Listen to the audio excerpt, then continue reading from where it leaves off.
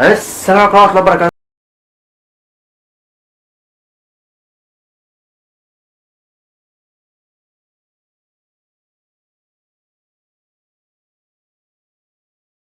جايلكم النهارده فكرة فيديو جديد. فكرة النهارده غير أي فكرة يا جدعان.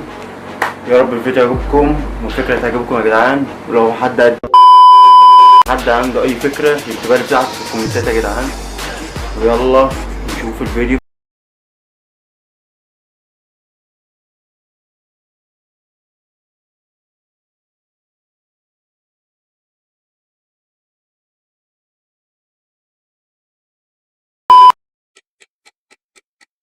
مش عارف يا جدعان نعمل ايه في العيد ده، بس يا جدعان يا ريت نستنى اي حد نخرج معاه. قاعدين مستنيين يا جدعان حد يرن علينا ويعبرنا، حتى يقول لنا كل سنه وانتم طيب. حتى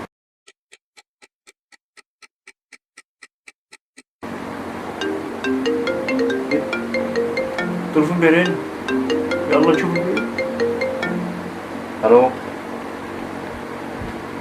يا صاحبي، عامل ايه؟ كله تمام؟ هنخرج النهارده ولا ايه؟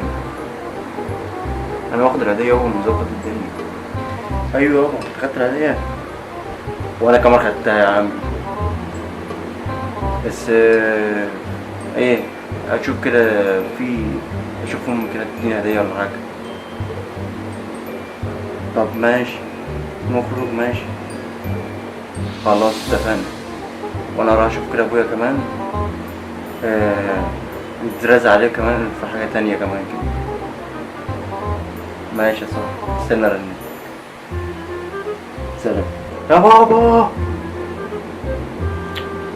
يا بابا انا مستعجل يا جدعان، انا فاضي. ايه يا في ايه بس؟ ايه يا حاج؟ تعالى بس هقول لك على حاجة ممكن؟ تعالى بس تعالى. ايه يا بتزعل ايه؟ جايلك اهو يا عم، شوف عاوز ايه؟ ايه بقى؟ عاوز ايه بقى؟ صدقتني يا جدع. ايه يا ابني؟ وانا مخلفك تضايقني في حياتي؟ يعني انا قلت اقل اخوات ويبقى ظهري وسندي يضايقني؟ عاوز ايه؟ مش خدت امي هديه؟ ما تخلي يا عم عند بالك يا عم. ايه يا ابوي ايديتها يا ابني؟ ايه الخلفه دي يا جدع؟ يا ابني يعني انا غلطان لما انا عليك يعني؟ غلطان يعني بسأل عليك وبقول لك واصبع عليك واشوفك لو محتاج حاجه تكلمني كده في بالذوق ده؟ ينفع؟ طب اقول لك على حاجه بقى، انا رجعت مصر ومن غير السمع كده.